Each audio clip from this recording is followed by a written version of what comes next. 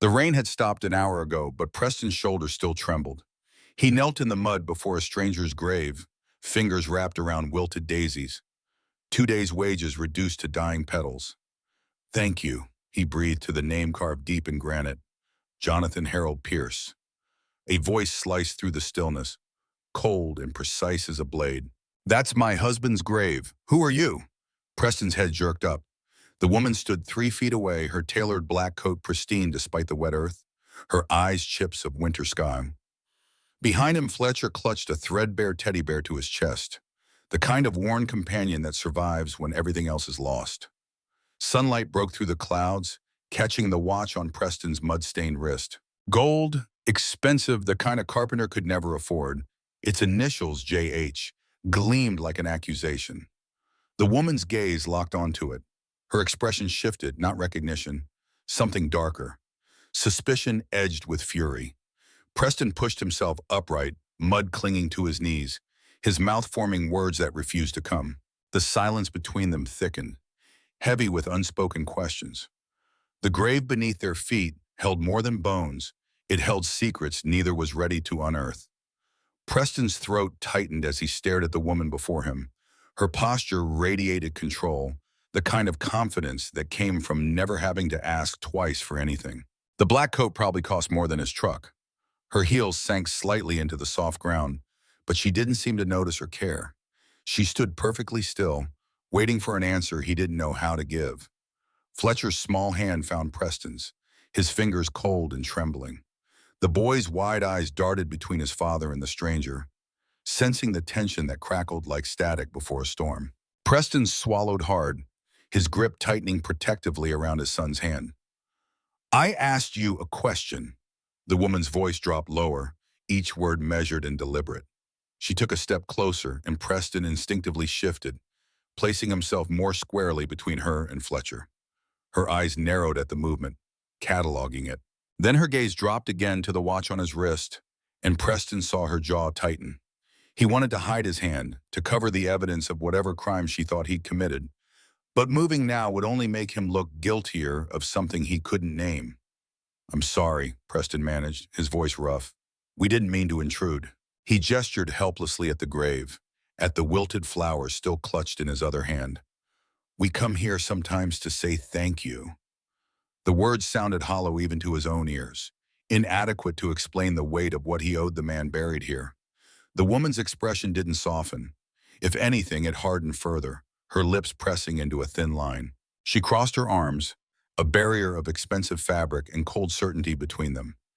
"Thank you," she repeated, her tone making it clear she found the phrase absurd. "My husband died in a car accident 2 years ago, alone in the rain, on his way back from a business trip." Each sentence landed like a stone dropped into still water, creating ripples of accusation. "So tell me, mister." She paused, waiting for him to fill in the blank. When he didn't respond, her eyebrow arched. "Tell me exactly what you think you owe him thanks for and why you're wearing his watch." The watch suddenly felt heavy on Preston's wrist, burning like a brand. He looked down at the initials that matched the name on the grave, and felt his chest constrict. How could he explain something he barely understood himself? How could he tell this woman that her husband had saved Fletcher's life when she clearly believed no such thing had ever happened? The clouds shifted overhead, casting them all in shadow, and Preston made a decision. He would tell her the truth, even if she didn't believe him, even if it made everything worse. "My name is Preston Caldwell," he said quietly. "This is my son, Fletcher. 2 years ago, your husband paid for Fletcher's heart surgery, $300,000. We didn't know who he was until—" His voice caught, and he had to force the words out, "until after he died. The hospital said it was an anonymous donor, but then we got this." He lifted his wrist slightly, showing her the watch and a letter in Jonathan's handwriting. "We found your address in that letter. That's how we learned what happened to him." The woman's face had gone very still. For a long moment, she didn't move, didn't speak. The only sound was the distant call of a crow and Fletcher's quiet breathing. Then she laughed, sharp and bitter as broken glass. "That's an interesting story, Mr. Caldwell. Very touching. But my husband's accounts were all accounted for. His lawyer handled everything. There was no... She stopped mid-sentence, and Preston saw something flicker across her features. Doubt or maybe memory. Maybe her hand moved to her phone, already pulling it from her pocket. "I'm calling security. You need to leave now." Preston didn't move. He couldn't, not when he'd come all this way, not when Fletcher had spent the morning carefully drawing a picture to leave at Jonathan's grave. "Please," he said, the word barely more than a whisper. "Just check." 2 years ago, 5 days before the accident, a withdrawal for $300,000. "Your husband told you it was for an urgent business investment, didn't he?" He saw the answer in her eyes before she spoke. "Check with Mercy General Hospital, the pediatric cardiac unit. They'll have records of an anonymous donation that covered Fletcher's surgery in full." The woman's finger hovered over her phone screen. She looked at Preston, really looked at him for the first time, taking in the work-worn hands, the faded jeans, the exhaustion carved into the lines around his eyes. Then she looked at Fletcher, who was watching her with solemn attention, his teddy bear pressed against his thin chest. The boy's shirt had ridden up slightly, and Preston saw the moment she noticed the scar, the long, pale line that ran down the center of Fletcher's sternum, the unmistakable mark of open-heart surgery. Her expression shifted, the certainty draining away like water through cupped hands. "Cordelia Pierce," she said finally, lowering the phone without making the call. Her voice had lost its sharp edge, replaced by something more dangerous. Confusion mixed with a desperate need to understand. "If what you're saying is true, if Jonathan really did this, then I need to know everything because my husband and I..." She stopped, seeming to reconsider her words. "We had no secrets, or so I thought." The bitterness had returned, but this time it was directed inward. "Start from the beginning, Mr. Caldwell, and don't leave anything out." Preston glanced down at Fletcher, who nodded up at him solemnly. The boy understood, in the way children sometimes do, that this moment mattered, that the woman standing before them needed to hear their story as much as they needed to tell it. Preston took a breath, trying to organize 2 years of gratitude and grief into something coherent. The cemetery felt very quiet around them, as if even the birds had stopped to listen. He began to speak, his words slow at first, then gaining strength as the memories flooded back. "So Fletcher was 6 when he got sick," Preston said, his hand resting on his son's shoulder. "Heart defect, congenital. The doctor said he'd probably had it since birth, but it didn't become critical until that winter. He started getting tired all the time, couldn't run without getting winded. At first I thought it was just a cold, maybe the flu." His voice roughened with the memory of his own ignorance, the precious time wasted. "By the time I got him to the hospital, they said his heart was failing. He needed surgery immediately or..." He couldn't finish that sentence. Not then, not now. Cordelia listened without interrupting, her face unreadable. Her phone was still in her hand, but she'd forgotten about it. Her attention fixed entirely on Preston's words. The wind picked up, sending leaves skittering across the ground, but none of them moved. Preston continued, describing the crushing weight of the doctor's estimate. $300,000, not counting the follow-up care, the medications, the monitoring. He'd had $8,000 in savings. The hospital's charity fund could cover maybe 20% if he qualified. His insurance was basic, covering almost nothing for a surgery this complex. "I remember sitting in the financial counselor's office," Preston said, his voice barely above a whisper now. "Fletcher was upstairs, hooked up to machines, getting weaker every day. And this woman with kind eyes was telling me we needed to make a decision about quality of life versus extending suffering. She didn't say it exactly like that, but that's what she meant." He swallowed hard, his hand tightening on Fletcher's shoulder. "I was trying to figure it out if I could sell my truck, my tools, the house, trying to do the math and knowing it would never add up to enough." Fletcher leaned into his father's side, his small body warm, solid, and alive. The teddy bear hung forgotten in one hand now. Cordelia's gaze had softened slightly, though weariness still shadowed her features. She shifted her weight, her heels sinking deeper into the mud, but she didn't step away. "And then," she prompted quietly. Her voice had changed, losing the accusatory edge. Now she sounded like someone who wasn't sure she wanted to hear the answer but knew she had to ask the question. "Then a miracle happened," Preston said simply. "The counselor called me back 3 days later. She said a donor had come forward through the hospital's charity foundation, Anonymous, complete coverage for the surgery, and 6 months of follow-up care. He laughed, the sound hollow. I thought maybe it was some kind of mistake or a charity program I didn't know about. But she said no, it was a direct donation. One person, one check, 300,000 made out to the hospital on Fletcher's behalf. Cordelia's knuckles had gone white where she gripped her phone. $300,000, she repeated slowly. Jonathan withdrew that exact amount. He told me it was for a property deal that needed to close immediately. Her voice was carefully controlled, but Preston heard the tremor beneath it. I remember because I questioned it. We usually discussed larger investments together, but he said the opportunity couldn't wait. And she stopped, her jaw working. I trusted him. I always trusted him. Preston nodded, understanding the betrayal she must feel, even if it was different from any betrayal he'd ever experienced. We didn't know who the donor was. The hospital kept it completely confidential. Fletcher had his surgery. It was successful. We spent 2 weeks in recovery, and I kept thinking about this person who'd saved my son's life. This stranger who'd given us everything without asking for anything in return. His voice grew softer, remembering. I wanted to thank them, to tell them what their gift meant, but there was no way to reach them. Until the watch, Cordelia said. It wasn't a question. Her eyes had fixed on his wrist again, but the fury was gone now, replaced by something that looked almost like pain. Preston nodded, lifting his arm slightly so the afternoon light caught the gold. The engravings seemed to glow, those two initials that had turned into an anchor, a lifeline, a thread connecting them to a man they'd never really known. 1 week after we came home from the hospital, a package arrived, Preston continued. Inside was this watch and a handwritten letter. The letter was addressed to Fletcher. It said, he paused, pulling out his wallet with his free hand. From it, he extracted a piece of paper, worn soft from being folded and unfolded countless times. He held it out to Cordelia, and after a moment's hesitation, she took it. Her hand shook slightly as she unfolded it. The handwriting was unmistakable. Cordelia's breath caught as she recognized the bold, slanted script she'd seen on birthday cards, on notes left on the kitchen counter, on the will that had divided Jonathan's empire with mathematical precision. She read the words once, then again, her lips moving silently. Dear Fletcher, it began, I hope you're feeling better.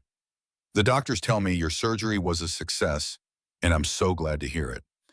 I want you to have this watch. It belonged to my father and his father before him.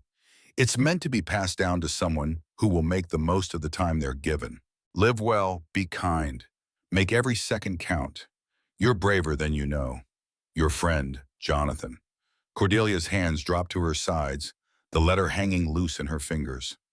She stared at the grave as if seeing it for the first time, as if the stone itself might offer some explanation for this revelation.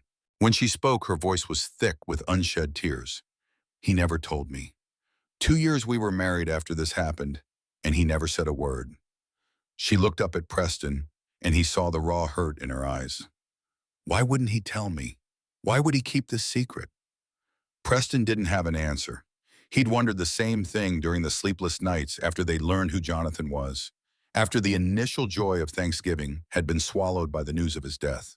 I don't know, he said honestly. Maybe he thought you wouldn't approve. Maybe he wanted it to be something just for him, without any recognition or credit. He hesitated, then added gently, or maybe he was protecting you from something. I don't know what your marriage was like, Mrs. Pierce, but I know what he did for my son. That kind of generosity doesn't come from nowhere. Cordelia's laugh was sharp and painful. Our marriage, she repeated. You want to know about our marriage, or question? She turned away from them both, her gaze sweeping across the cemetery as if searching for answers among the headstones. We tried to have children for 10 years. Every treatment, every specialist, every last hope. Nothing worked. After a while, we stopped talking about it. We stopped talking about a lot of things. Jonathan buried himself in work. I did the same.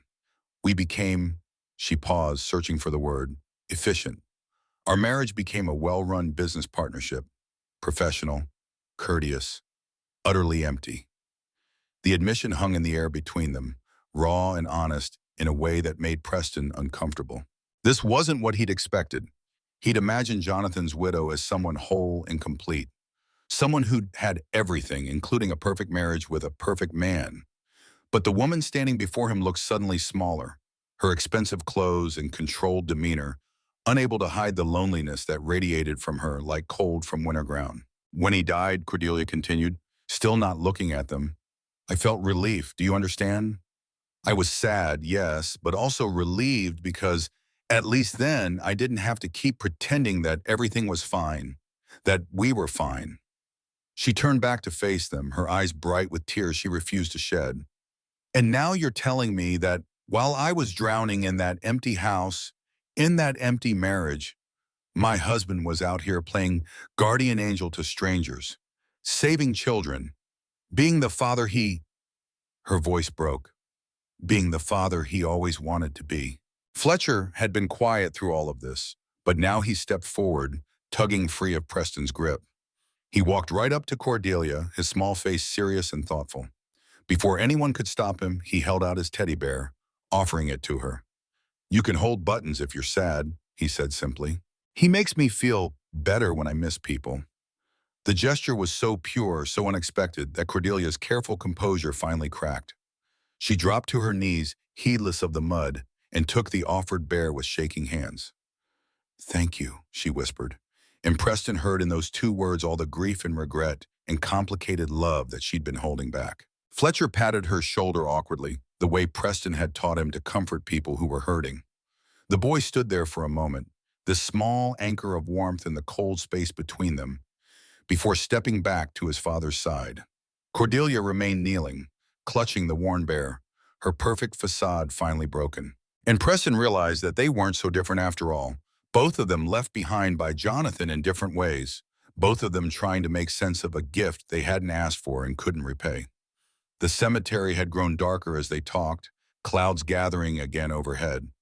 A few drops of rain began to fall, light at first, then heavier, but none of them moved. Cordelia slowly stood, still holding Fletcher's bear, her coat now marked with mud at the knees. She looked at the grave, at the flowers Preston had brought, at the drawing Fletcher had made that still lay folded in Preston's pocket, undelivered. When she spoke again, her voice was different, quieter, more vulnerable than before. I need to see proof, she said, but there was no accusation in it now. Not because I don't believe you, but because I need to understand. I need to see the records, the timeline, the letters. I need to know who my husband really was. She looked at Preston directly. Will you help me do that? Will you show me everything? Preston nodded without hesitation. Yes, of course. He pulled the drawing from his pocket, unfolding it carefully. It showed three stick figures. A tall man with a halo, a shorter man, and a small boy between them. Above them, Fletcher had written in his careful second-grade printing, Thank you, Mr. Jonathan, for saving my dad's heart at 2. Preston had found Fletcher working on it that morning, had watched his son labor over each letter with fierce concentration. Cordelia took the drawing, studying it, her thumb tracing over the words, over the crayon-drawn halo. Your dad's heart, too? She asked softly, glancing up at Preston. He felt his face warm, suddenly exposed. Fletcher answered before he could, because Daddy was always sad before, after Mommy went to heaven. But after you saved me, he smiled again. So you saved both our hearts. The boy's logic was simple and absolute. Children saw things so clearly sometimes. Something shifted in Cordelia's expression. She carefully folded the drawing and held it close, along with the letter Preston had given her and Fletcher's teddy bear. I live 20 minutes from here, she said. I'd like you both to come with me. I have Jonathan's personal papers, his journals. Maybe together we can understand why he did this, why he kept it secret. She paused, then added with brutal honesty, and maybe you can help me figure out who the man I married actually was. Because right now I'm not sure I ever really knew him. Preston looked down at Fletcher, who nodded eagerly. The boy was cold, his thin jacket insufficient against the returning rain, but his eyes were bright with curiosity and something else, hope maybe, that the story of the man who'd saved him might finally be complete. Preston made a decision. Okay, he said, we'll follow you. Cordelia nodded, already moving toward the parking lot, but Preston held back for a moment, pulling Fletcher close. Together they knelt by Jonathan's grave one more time. "Thank you," Preston whispered again, the words he spoke every time they visited. But this time he added something new. "Thank you for bringing us here, for leading us to her. I think," he paused, searching for the right words, "I think maybe you knew she'd need us someday, the way we needed you." Fletcher pressed his small hand against the cold granite, a goodbye and a promise at once. Then they stood, turned away from the grave, and walked toward whatever answers waited in the house of a stranger who was somehow becoming less strange with every passing moment. The drive to Cordelia's house felt longer than 20 minutes. Preston followed her sleek black sedan in his old truck. Fletcher buckled in beside him, humming quietly to himself. The rain came down harder now, drumming on the roof, and Preston had to focus on keeping the windshield clear. His mind churned with questions. What would they find in Jonathan's papers? Would there be answers or just more mysteries? And what did Cordelia expect from them? He glanced at Fletcher, who was drawing shapes in the condensation on the window, content in the way only children could be in uncertain situations. When they finally pulled through iron gates and up a long driveway, Preston felt his stomach tighten. The house was massive, all stone and glass, with manicured grounds even in the rain. He parked his battered truck next to Cordelia's sedan, feeling acutely aware of the oil stain on his driveway at home, the peeling paint on his own front door. This was a different world, Jonathan's world, and somehow, inexplicably, his generosity had built a bridge between these two impossible places. Cordelia waited for them by the front door, still holding Fletcher's teddy bear like a talisman. She'd lost her shoes somewhere, Preston noticed, and stood in her stocking feet on the stone steps, making herself smaller, less intimidating. When they reached her, she handed the bear back to Fletcher with a small smile. "Thank you for letting me borrow him," she said seriously. Fletcher took Buttons back, tucking him under his arm, and reached for Preston's hand again. Together they followed Cordelia inside. The house was beautiful and cold. That was Preston's first impression. Everything was in its place, from the art on the walls to the fresh flowers and crystal vases.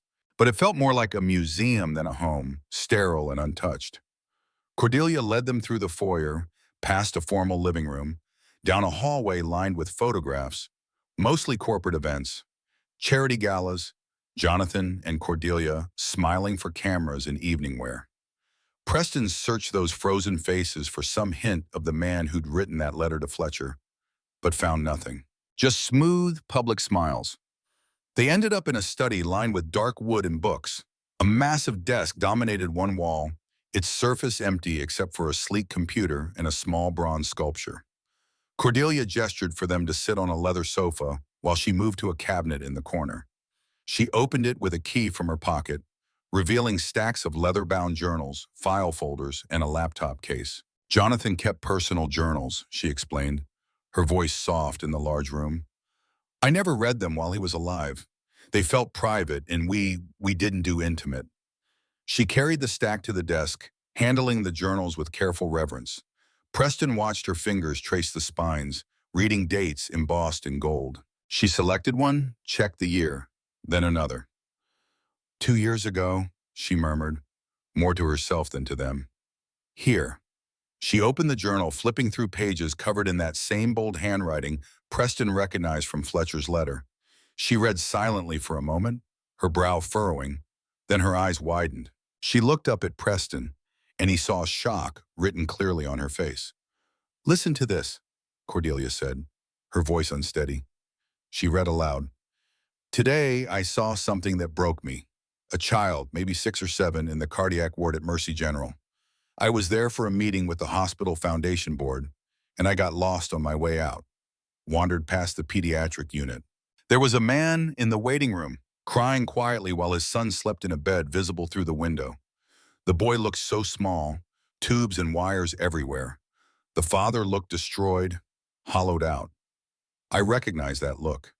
It's the same one I see in Cordelia's eyes when she thinks I'm not watching. The look of someone who's lost hope." Cordelia paused, swallowing hard, then continued. "I couldn't stop thinking about them after I left. That night, I checked with the hospital. The child needs heart surgery. The father can't afford it. They're considering palliative care instead. The boy is 6 years old, and they're talking about letting him die because of money. Money. Something I have more of than I could ever spend, and this child is dying for lack of it. She stopped reading, looking up at Preston. This was written 5 days before Jonathan's accident. The next entry, she flipped the page. The next entry says he arranged the donation. Preston felt his throat close. To be written about in such raw terms, to have his grief cataloged in a stranger's journal, it felt invasive and intimate at once, but also validating. Proof that the pain he'd felt, the desperation, hadn't been invisible. Someone had seen. Someone had cared enough to act. Fletcher pressed closer to him on the sofa, sensing his father's emotion, even if he didn't fully understand it. Cordelia kept reading, her voice growing softer. The father's name is Preston Caldwell. His son is Fletcher. I've arranged everything through the hospital foundation to keep it anonymous. I don't want thanks or recognition. I just want that boy to live. I want his father to have what Cordelia and I never could. A child who survives us, who carries forward whatever good we manage to put into the world. She looked up, tears tracking down her face now. He wrote pages about you both, about Fletcher's surgery, about the updates he got from the hospital, about choosing which watch to send, about writing that letter. Why didn't he tell you? Preston asked quietly. It was the question at the heart of everything. Cordelia shook her head, returning her attention to the journal. She flipped forward, scanning entries, her expression growing more pained with each page. Finally, she found what she was looking for.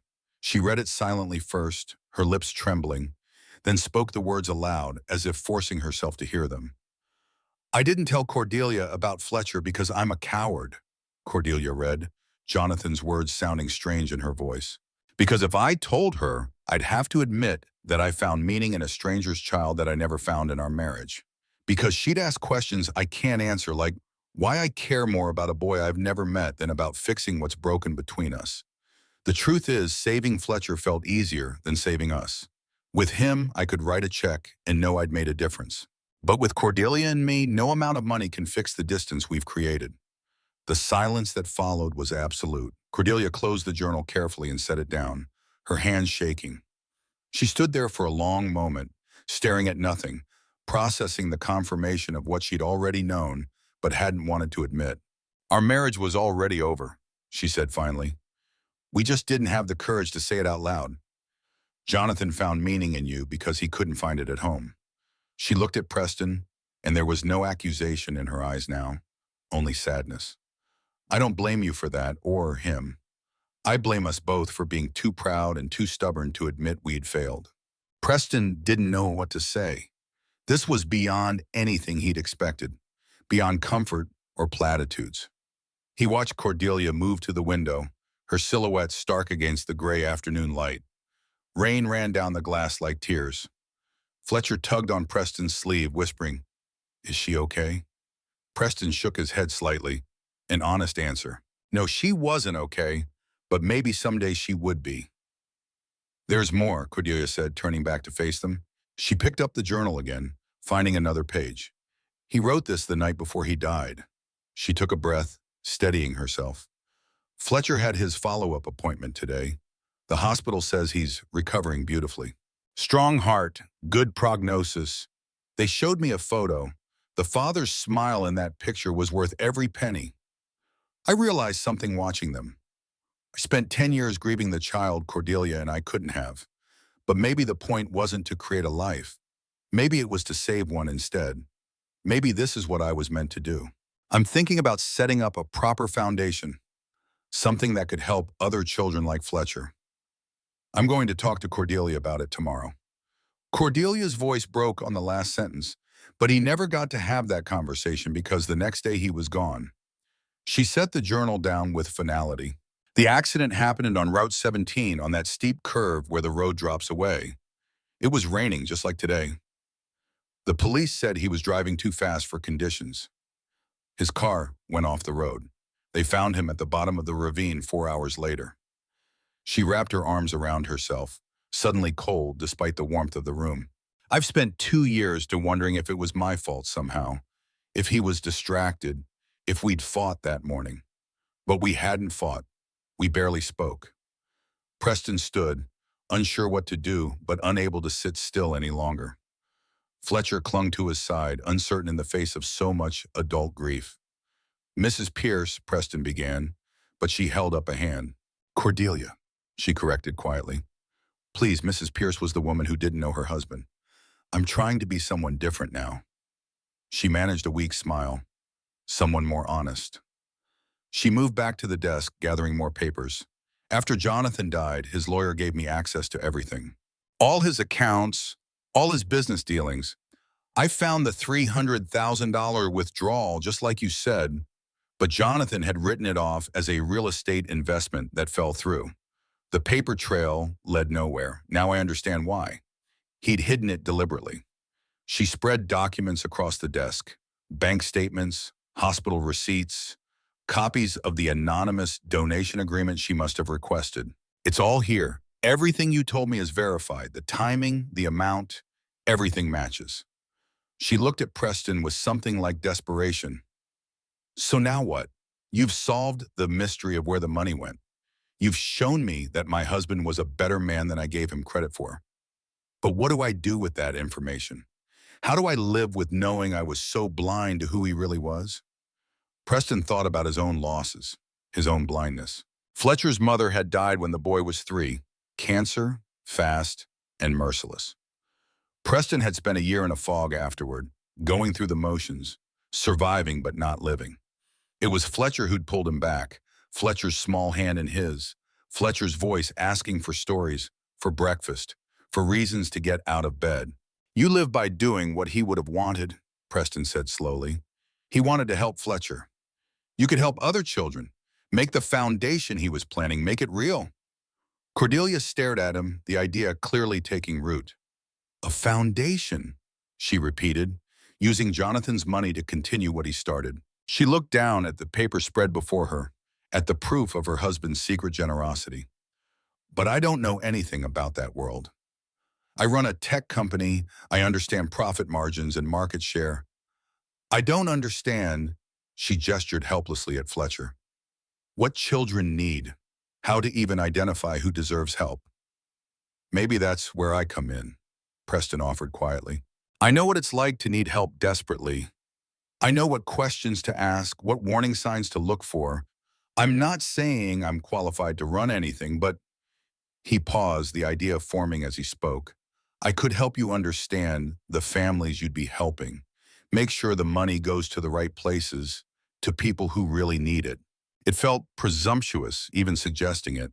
But Cordelia's face had brightened slightly, a spark of purpose cutting through the grief. Yes, she said, nodding more firmly. Yes, that could work. She moved quickly now, energized by the possibility. Jonathan left me everything. The house, the company, all his investments, more money than I know what to do with. I've been wondering what the point of it all was, why I was left with this empire when I'm the one who... She stopped herself, but Preston understood. When I'm the one who failed him. Let me make something good from it. Let me finish what he started with your help. Fletcher spoke up for the first time in a while, his small voice cutting through the planning. Will you help other kids like me? Cordelia turned to him, really seeing him perhaps for the first time since they'd arrived. She knelt down to his level, uncaring of her expensive clothes, and nodded. Yes, that's exactly what we'll do. We'll help children whose parents love them but can't afford to save them.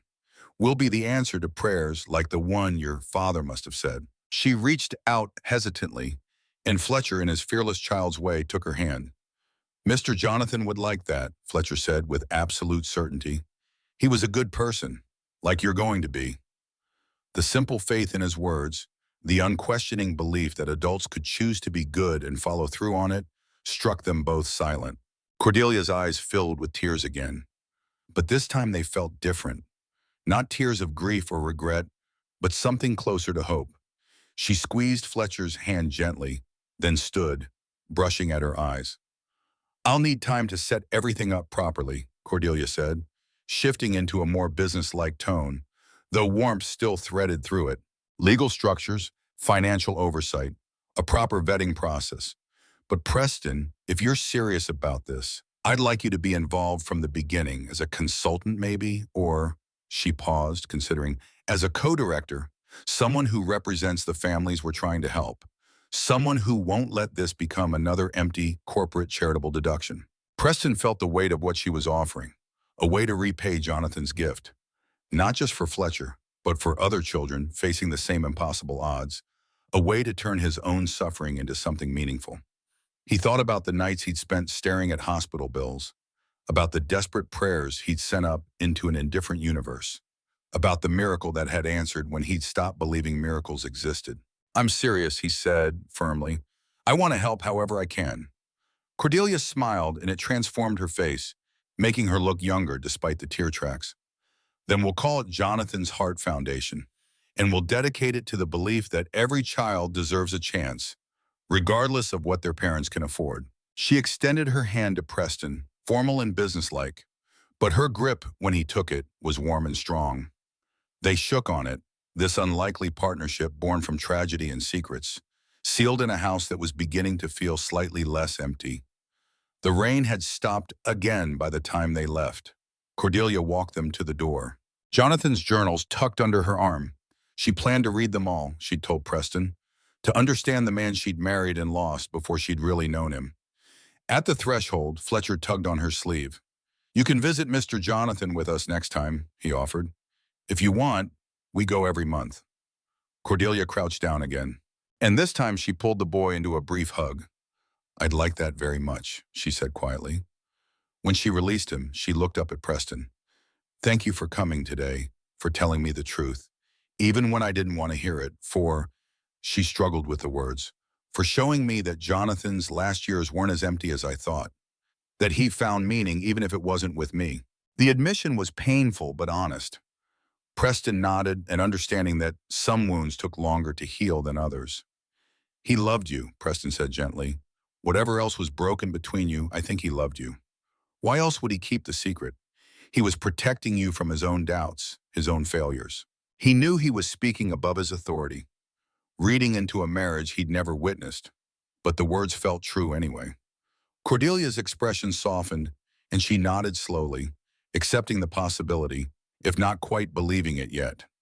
They left as the sun broke through the clouds, painting the wet world in shades of gold. Preston drove home with Fletcher dozing in the passenger seat, the boy's head resting against the window. He thought about the strange path that had led them here, from desperation to salvation to this new, unexpected alliance. Jonathan's gift kept multiplying, reaching further than anyone could have anticipated.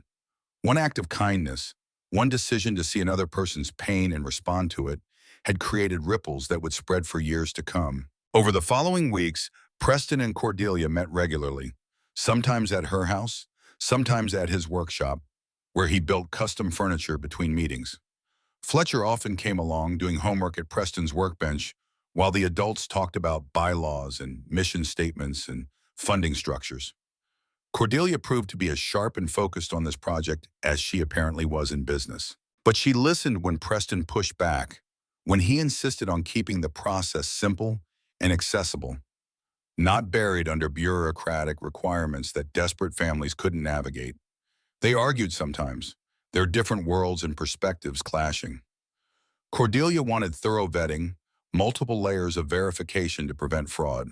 Preston understood the need but insisted on trusting people's stories, on moving quickly when time was critical. "Fletcher would have died while we waited for paperwork," he reminded her during one heated discussion.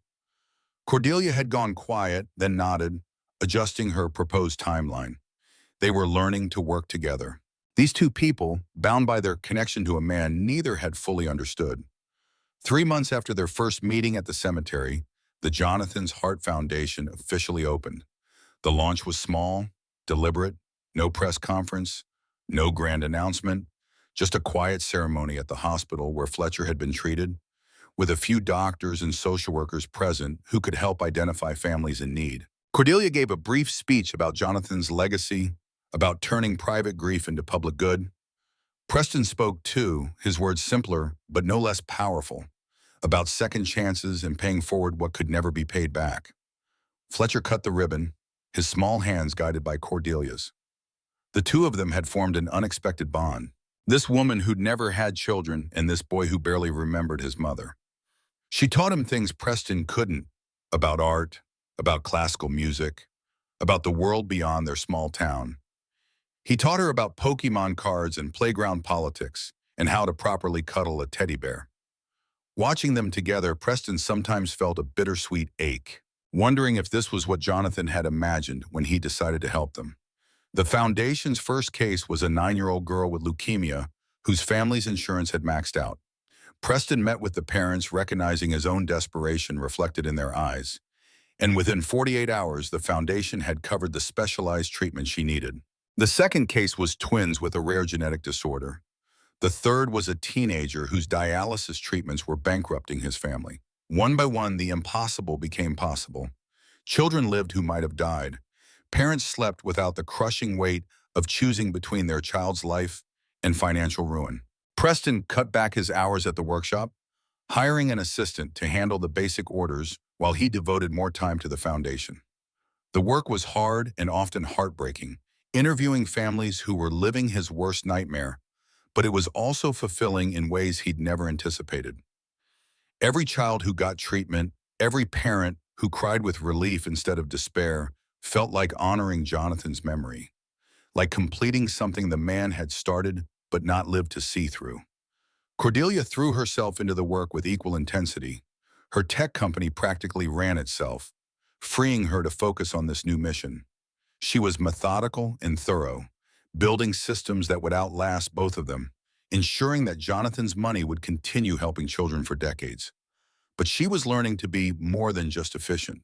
Preston watched her soften over months of exposure to the families they helped, watched her learn to sit with grief without trying to fix it immediately, to offer comfort without solutions. 1 year after their first meeting at Jonathan's grave, they returned together, all three of them this time, Preston, Fletcher, and Cordelia. The cemetery looked different under summer sun, lush and green instead of gray and muddy. They stood together at the grave, and this time Preston wasn't the only one who'd brought flowers. Cordelia laid a bouquet of white roses, her choice deliberate. Jonathan's favorite, she explained. Fletcher added his own contribution, a drawing of 5 stick figures now labeled carefully. Jonathan, Preston, Fletcher, Cordelia, and the new addition to their strange family, Cordelia's recently adopted daughter, Quinn. The adoption had surprised everyone, including Cordelia herself. She'd met Quinn through the foundation, a 7-year-old in the foster system whose medical needs had made her difficult to place. Something about the girl's fierce independence and quiet courage had called to Cordelia. The adoption process was still ongoing, but Quinn was living with Cordelia now, learning to trust that this home might actually last. Fletcher adored her, treating her like the sister he'd never had, and Preston found himself often driving both children between homes, blending their families in ways that defied easy categorization. "I think he'd be proud," Preston said softly, looking at the name on the grave, "of what we've built, of what you've become." He glanced at Cordelia, who was staring at the headstone with an expression of peaceful sadness. She nodded slowly, wiping at her eyes. "I hope so. I hope he knows somehow that his death wasn't the end, that it was actually a beginning." She rested her hand on the cold stone, a gesture of farewell and gratitude at once. "Thank you," she whispered, "for everything you didn't tell me and everything you did." Fletcher and Quinn had wandered a short distance away, exploring the cemetery in the fearless way of children who hadn't yet learned to be uncomfortable around death. Their laughter drifted back, incongruous, but somehow right in this place of endings and memory. Preston watched them, these 2 lives saved by Jonathan's choice, and felt the weight of responsibility and gift settle over him like a mantle. This was his purpose now, his way of ensuring that Jonathan's kindness rippled outward infinitely, touching lives the man would never know about, saving children he'd never meet. "We've helped 23 children so far," Cordelia said quietly. "The foundation is growing faster than I anticipated. We'll be able to help hundreds more in the coming years." She looked at Preston with something approaching wonder. "All because Jonathan saw you and Fletcher that day. All because he chose to act instead of walking away." The improbability of it all, the chain of events that had led them here, felt both random and destined. One moment of compassion creating concentric circles of change. He saw you too, Preston reminded her gently. In the end, he started to understand what was missing, what needed to change. That's why he wanted to talk to you about the foundation. He was trying to rebuild the bridge between you. Cordelia's smile was waning but accepting. They'd never know what might have been if Jonathan had survived, if he'd had that conversation with her, if they'd found a way back to each other. But they could choose what came next. How to honor his memory with their own choices. The sun was starting to set, casting long shadows across the cemetery. Preston and Cordelia called the children back, and together the four of them walked toward the parking lot. Fletcher took Preston's hand on one side and Cordelia's on the other, creating a chain. Quinn did the same on Cordelia's other side, and they moved as a unit. This assembled family, built from loss and luck and love, that had found unexpected places to grow. At the gate, they paused, looking back at the grave one more time. Same time next month? Fletcher asked, his tradition of monthly visits now shared by all of them. Cordelia and Preston nodded in unison. This ritual that bound them, something none of them wanted to break. They would keep coming, keep remembering, keep telling Jonathan's story, not the public version of the successful businessman who died too young, but the private truth of the man who saw pain and eased it, who found purpose in anonymity, who saved lives without needing credit or recognition. As they drove away in separate cars, Preston following Cordelia's sedan like he had that first day. He thought about the watch on his wrist. He never took it off now. This gift from a dead man to a living boy, passed to Preston for safekeeping until Fletcher was old enough to understand its full significance. The weight of it reminded him daily that every second mattered, that every choice to help or walk away rippled outward in ways impossible to predict. Jonathan had chosen to help, and that single decision had transformed everything. The world looked different to Preston now than it had 2 years ago. Still hard, still full of pain and loss and impossible odds, but also threaded through with unexpected grace, with strangers who became family, with grief that alchemized into purpose. He'd learned that kindness didn't die with the person who gave it, but lived on in the hearts of those who received it, multiplying as they passed it forward.